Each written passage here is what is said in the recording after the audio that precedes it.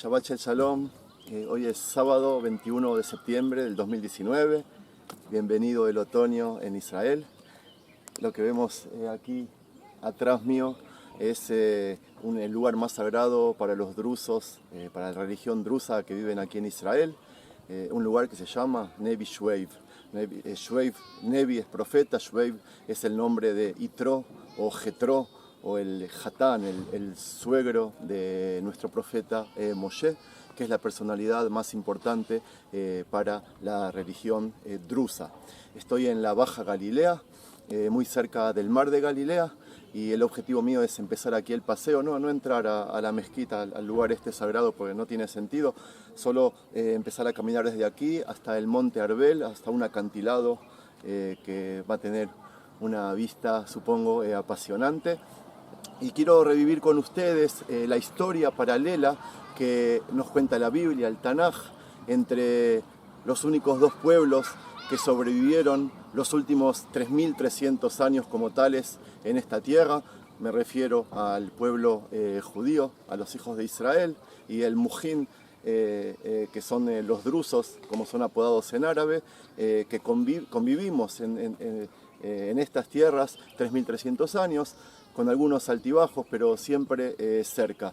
Les voy a relatar la historia que hay en común y cómo se juntan y cómo conviven los descendientes de nuestro profeta más importante de los judíos, que es Moshe o Moisés, y los descendientes de Yitro, Jetro, o cada uno de los 7 nombres con que está conocido en el Tanaj, el suegro de nuestro profeta Moshe, que es el profeta más importante también de ellos. Bueno, esto es lo que le quería contar de introducción. Yo voy a entrar, voy a ver un poco lo que son los drusos, pero no se lo voy a mostrar, y enseguida vamos a empezar a caminar y a disfrutar de un paseo que paisajes como estos todavía no les mostré nunca. Vamos. Esto que vemos ahí es la bandera que se ve ahí arriba, es por supuesto la bandera drusa. Ellos son tan fieles a Israel que siempre ponen al lado de la bandera drusa también la bandera de Medinat Israel. Los drusos hablan árabe, pero eso no es lo que hoy les vine a contar. Por lo que veo hoy sábado, familias están viniendo a pasar el Shabbat. Acá vemos chicos, familias que empezaron a llegar a pesar de la hora temprana, pero yo voy a salir a nuestro viaje. Yala, Kadima. Bueno, aquí empezamos nuestro sendero y caminaremos en esa dirección, entre las dos montañas. Como ven, hay un mar, ese es el mar de Galilea, y allí terminaré mi caminata de hoy. Vamos a empezar contándoles que los drusos son una religión especial que se desprendió del Islam chiita en el siglo XI. Los que viven en Israel hablan un árabe muy parecido al árabe de Siria. Hacia allí vamos, que es el acantilado del monte Arbel. No se lo pierdan. Ya estoy, como ven, en el monte Arbel, escalándolo de a poquito, y aprovecho para contarles que el origen de los rusos es, como les dije al principio, del profeta Yitro, y su religión es una religión secreta. Ellos creen que hubo 7 profetas en las diferentes épocas, y en ellos creen. Me refiero a los profetas Adam, Noach, Abraham, Moshe, Yeshu, Muhammad Ali y Muhammad ben Ismail. No todos son considerados profetas por los judíos, pero sí para ellos. Y las profecías de todos ellos forman las bases de sus propias creencias. Bueno, ya estoy en la cima del monte Arbel y quizás en una de las vistas más lindas que hay en todo el país. Esto que vemos aquí de frente es el mar de Galilea, uno de los 4 mares que tenemos en Israel. No es una laguna, es un mar. El Tanaj nos permite seguir de cerca las relaciones entre los hijos de Israel y los drusos o Almogidón, que comenzó en la época de Moshe y de Yitro, quien es llamado Yitro por 7 nombres en las escrituras sagradas. El profeta Yitro es apodado por los drusos y por todos los musulmanes Nevi Shveiv, que significa el profeta del pueblo. La raíz del nombre Yitro en hebreo significa demás, es decir, yeter, parte de gente que no es hebrea, por eso se le dice así en hebreo. Moshe junto con Yitro pertenecen a la misma época, y ahora empiezo a leer en la Torá. Moshe allá Goé Etzen Yitro, nos describieron en Éxodo. Ambos tuvieron además lazos familiares, y vuelvo a leer. De Yitro, Reuel, Etzipora Vitole Moshe. O cuando nos relatan de Eleazar ben Aarón, Aji Moshe, la Kachlo Mibanot Putiel lo Leisha, Beteled et Pinjas. Todas estas son oraciones que estoy leyendo de Shmot o de Éxodo. Miren el mar, qué belleza, qué hermoso que es el mar este de Galilea, en la frontera este de Israel. De acuerdo a la creencia drusa, Yitro no tuvo descendientes y Tzipora no era una hija natural de él, sino que era la hija de un familiar. Moshe e Yitro formaron una relación de respeto y amor recíproco. Baitze Moshe likrat Jotano, Beishtahabu, Vayasheklo, como se dice. Ambos creyeron en un solo Dios. Y Yitro fue el primero que dijo Baruch Hashem, gracias a Dios. Vayomer Yitro, Baruch Hashem, ahora comprendí que Adonai es el más grande de todos los dioses, como nos relatan también en el mismo libro. Y ambos líderes lideraron las religiones monoteístas. Yitro pertenecía a los medianitas y además pertenecía a la tribu Kini.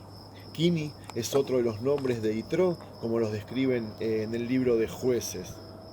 Kini era uno de los consejeros de Moshe y quien le enseñó cómo liderar al pueblo, cómo comunicarse con Dios o cómo llegar a él con mayúscula, de la mejor manera.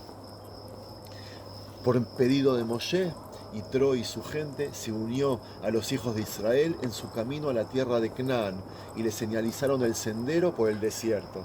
Aunque ustedes no lo crean, ellos hicieron toda la caminata junto con nosotros. Los hijos de Kini ingresaron con nosotros, con los hijos de Israel, a la tierra de Canaán. Cruzaron el río Yardén, el Jordán, al lado de Jericó y se asentaron junto a la tribu de Yehudá, de Judea, en la zona desértica del sur. Y además en el desierto, en una ciudad que hasta ahora se sigue llamando Arad. Es más, parte del desierto del Negev fue llamado Negev Kini. En los escritos catalogaron a este pueblo como un pueblo inteligente. Uy, me está sonando el teléfono.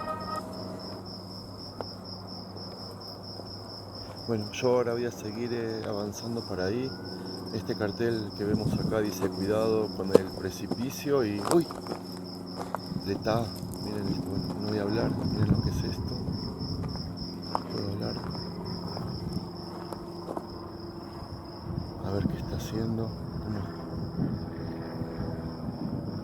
Increíble. Wow. Que no se escape. Quédate ahí, quédate ahí.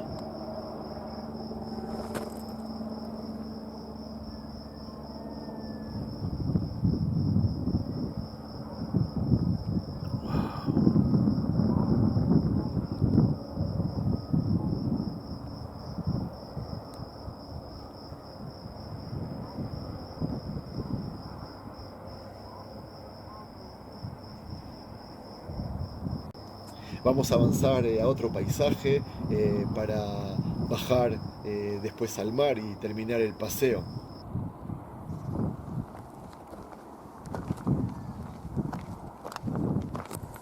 Con los años, la tribu de Kini se dividió en tres y dos partes de ellas emigró hacia el norte. Así todo, siguieron creyendo en un solo Dios y siguieron acompañando a los hijos de Israel mientras asentaban las tierras prometidas. Y ahora paso al capítulo de Yael. Yael, que pertenecía a la tribu Kini, por ejemplo, fue quien mató a Sisra, que era el ministro de ejércitos de Canaán, luego de la derrota contra Dvora y Barak ben Abinoam. Y ahora sí les leo en Jueces. De Sisra, Nes beraglav el Oel Yael, eshet Jaber Kini. Betikach Yael, eshet Jaber et Yated Haoel, Betitka et Yetedo berakato, Bayamat, y lo mató. Vamos a avanzar a otro paisaje para bajar después al mar y terminar el paseo. También los reyes de Israel siempre supieron valorar la fidelidad de Almujidón, de los drusos. Cuando Saúl salió a luchar contra el Amalek en Arad, les pidió a los hijos de Kini que se alejaran de la zona hasta que termine la guerra. ¿Para qué? Para no dañarlos.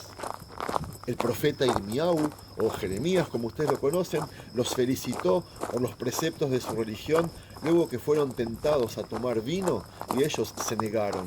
Les recuerdo que en el Islam hasta hoy día está prohibido tomar alcohol, a diferencia de los judíos, que muchas veces tomar alcohol o vino es incluso un precepto, una mitzvah.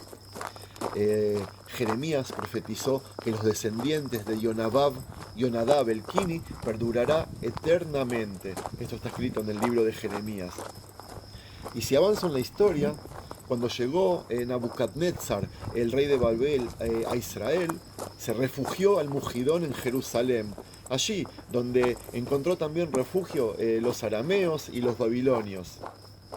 Yo ahora comienzo a bajar hacia el mar y voy a tener que cerrar el video porque necesito las dos manos para empezar a bajar en el paseo, así que voy a empezar a cerrar el video. Para ir concluyendo, y como les prometí al principio, les cuento que ambos pueblos fueron de la mano a través de la historia en estas tierras, sin haberse mezclado religiosamente, y al destruirse, por ejemplo, el primer templo, increíble, pero ambos pueblos salieron al exilio de Babel. En tiempos del retorno a Sion, también ellos regresaron y tomaron parte en la construcción de las murallas de Jerusalén en tiempos de Nehemia. Miren lo que es increíble esto. Y luego de la destrucción del segundo templo, los hijos de Kini, por lo visto, fueron obligados a mantener en secreto su religión y se mostraban por fuera de una manera, pero en secreto mantenían su religión. ¿Se acuerdan del capítulo de los marranos judíos? Lo mismo. Así nació y siguió la tradición de esta religión secreta, que es tan secreta hasta estos mismos días, a principios del siglo XI, y con estas bases se fundó la religión drusa que conocemos hasta hoy día, y los lazos de vecindad y amistad entre ellos y el pueblo de Israel se renovaron, Baruch Hashem. Hasta que el movimiento sionista comenzó a fines de los 1800 a volver a la tierra de Israel. Hasta esa época vivían en el asentamiento judío acá de las Tierras Santas, judíos religiosos ortodoxos en Hebrón, en Tzfat, en Jerusalén o en Tveria. Pero cada vez que habían problemas, los judíos encontraban refugios en las aldeas drusas. Y esto es algo que los judíos se lo debemos a ellos hasta hoy día. El pacto entre drusos y judíos, cuando llegó el movimiento sionista, se renovó. Miren esto. Estos se llaman Shafan Sela o conejos de rocas. Puedo hablar acá tranquilo porque no me están escuchando, estoy filmando de lejos, pero miren qué divino cómo se refugian en las rocas.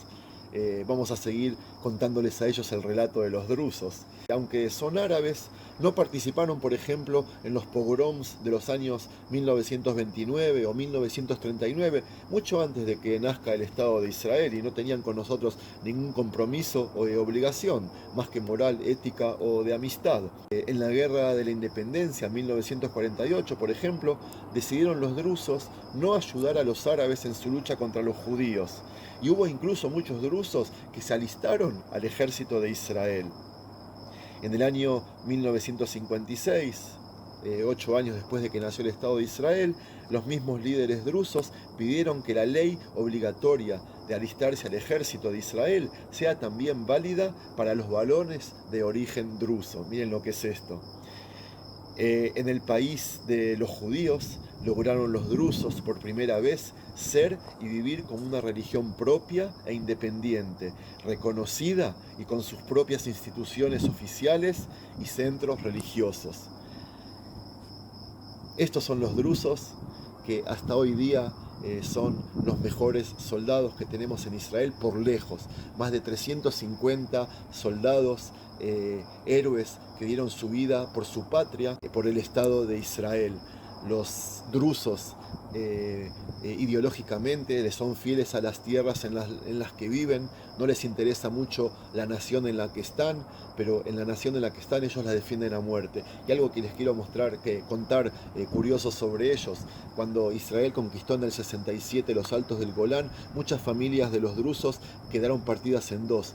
Parte se anexaron al Estado de Israel y parte quedaron del lado sirio. Y hasta hoy día las familias están divididas. Y los drusos dicen de que en caso de que haya una guerra, ellos están dispuestos a combatir para defender a Israel, incluso en contra de sus hermanos que están del otro lado de la frontera siria. Y yo creo que este paseo lo quiero terminar con estas palabras, felicitándolos, agradeciéndoles y decirles que los admiro como compatriotas y como religión. Y a ustedes me despido, hasta el próximo video, la próxima semana. Shabbat Shalom desde el monte Arbel y frente al mar de Galilea.